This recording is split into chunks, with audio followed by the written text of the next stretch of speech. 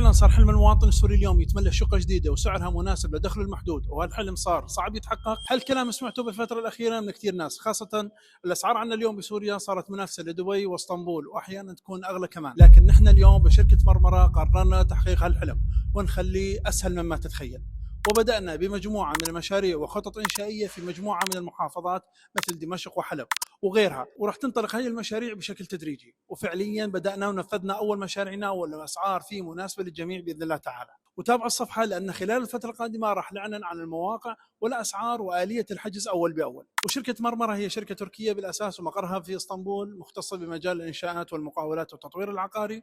ومن بداية التحرير قررنا الدخول إلى السوق السوري، ولكن للأسف صدمنا بالأسعار وارتفاعها بشكل غير مبرر. قررنا الانطلاق بحملة كبيرة تشمل أغلب المحافظات السورية، وأطلقنا عليها حملة إعادة أعمار سوريا. وكل الشكر والتقدير للحكومة السورية الجديدة على التسهيلات المقدمة اللي أتاحت لنا الفرصة لبدء أي الحملة. وأخيرا، برأيك كم لازم تكون سعر الشقة المناسبة للمواطن السوري اليوم؟